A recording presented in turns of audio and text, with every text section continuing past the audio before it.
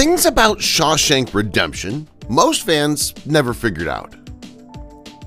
The Shawshank Redemption, released in 1994, follows the tale of a banker called Andy Dufresne, who's condemned to life in prison for the murder of his wife and lover despite his claims of innocence. The film follows him across the decades, showing his incarceration experiences and the connections he forms along the way. The picture didn't do as well as predicted upon first release, but it went on to be nominated for 7 Academy Awards and is today acknowledged as one of the best films of all time. Check out these lesser-known Shawshank Redemption facts. It's based on a Stephen King novella. The Shawshank Redemption is based on King's novella Rita Hayworth and the Shawshank Redemption, which differs from many of his previous writings. Different Seasons was a compilation of 4 novellas, 3 of which were made into films, including The Shawshank Redemption, Apt Pupil, and The Body, also known as Stand By Me. King received $5,000 for the picture rights to his novella, but he never cashed the check. Years later, he framed the check and delivered it to director Frank Darabont with the remark, "In case you ever need bail money, Steve, love." There was almost a different director. After obtaining rights from King, filmmaker Frank Darabont was offered $2.5 million by Rob Reiner to relinquish control of the project. Despite the allure of the offer, Darabont turned it down, arguing that it was his chance to do something really good, and he was eventually correct. The picture would have taken a very different turn if Reiner had cast Harrison Ford and Tom Cruise as Red and Andy. Respectively, nobody is unhappy about Darabont's decision to keep the picture. Morgan Freeman wasn't the only option for Red. Red is portrayed in King's novella as a middle-aged Irishman with graying red hair. Clint Eastwood, Paul Newman, Robert Redford, and Harrison Ford were all strongly considered for the job in order to suit the description.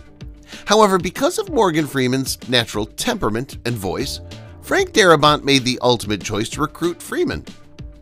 Darabont added, "Maybe it's because I'm Irish," to respect King's original character when Andy inquired about Red's moniker. The Maggot Dilemma. Brooks, an old guy who works at the jail library, has a pet crow throughout the film.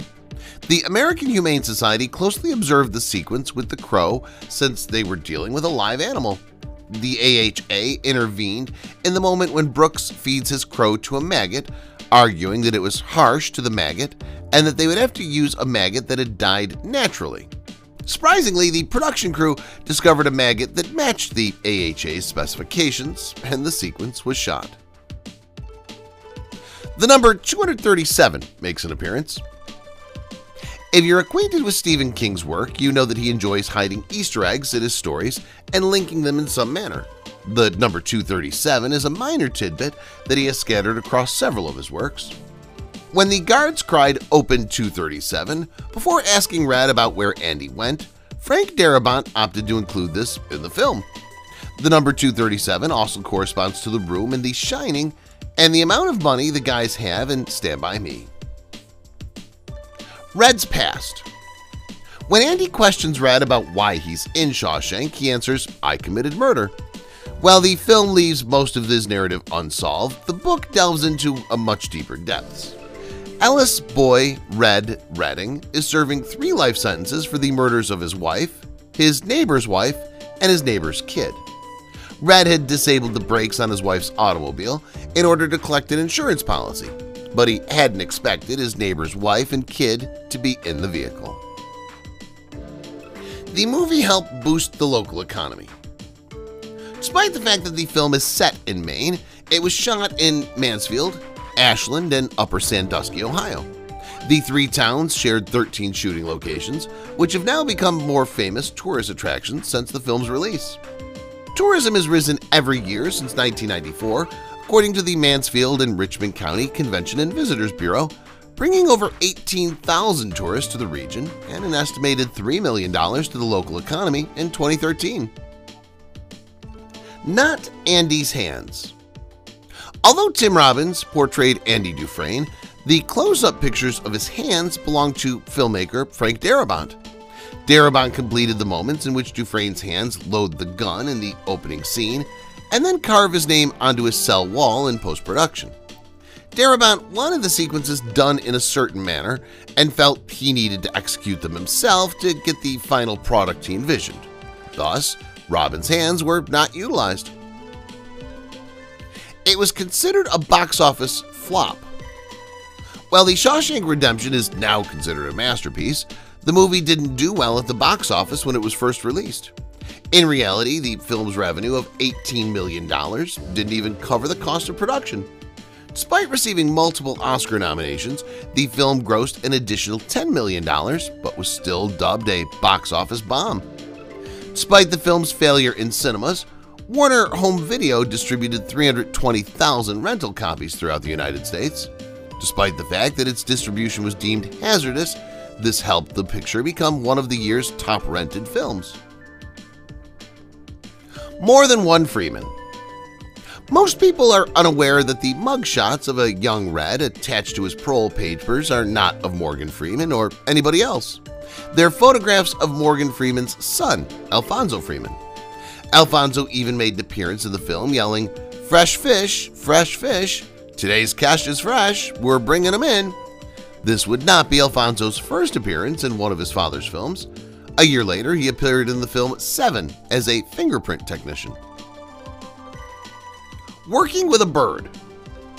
Brooks's crow, Jake, is squawking as Andy arrives at the library to begin his new job as Brooks's assistant. Robbins had to time his line, "Hey Jake, where's Brooks?" so that the bird didn't squawk as he was speaking. Robbins grew familiar with the bird over time and learned to pick up on its squawking habit so that it never interrupted a scene, something Darabont praised him for. If you look carefully, you can see Robbins watching the bird and waiting for it to squawk before delivering a sentence. The scene that took 9 hours to shoot. Red is tossing a baseball back and forth with Haywood at the moment when Andy and Red first speak. Although it's a simple scene, it was everything from simple to film. The short dialogue was shot over the course of 9 hours, with Freeman tossing a baseball the whole time. Nonetheless, he didn't protest and tossed the baseball every time the camera was turned on. Because of the injuries to his shoulder, Freeman arrived on set the next day wearing a sling. Deleted scenes. Although the film seems full, a few moments that gave a bit more depth to the storyline were deleted. One of them was that the convicts discovering Brooks's pet crow dead in a field and burying it properly when Brooks was released. In another scene, Tommy's wife pays him a visit, encouraging him to change his ways and concentrate on earning his GED. Finally, Red suffers a panic attack at a grocery store and runs to the restroom because it reminds him of his jail in another deleted scene. This makes his visit to the tree and rock wall all the more important, since it's the polar opposite of what Brooks chose to do. There was a recording issue. The voiceover by Morgan Freeman was actually recorded before shooting and played out loud through production to establish the pace for each scene. In Iowa, Freeman recorded the full narration for 40 minutes. However, something went awry and the music had a significant hiss that the sound professionals in Los Angeles were unable to remove. As a result, they had to re-record the whole thing in a real studio, which took 3 weeks to accomplish. Changing the title. Although the novella's original title was Rita Hayworth and the Shawshank Redemption, it was subsequently condensed to The Shawshank Redemption. This was done because some in Hollywood were starting to believe that the film was a biography on actress Rita Hayworth's life. Director Frank Darabont was even getting audition requests from young actresses and supermodels who wanted to portray Rita Hayworth in the film before reducing the title. The secret is that she only appears when the convict sees Gilda's video.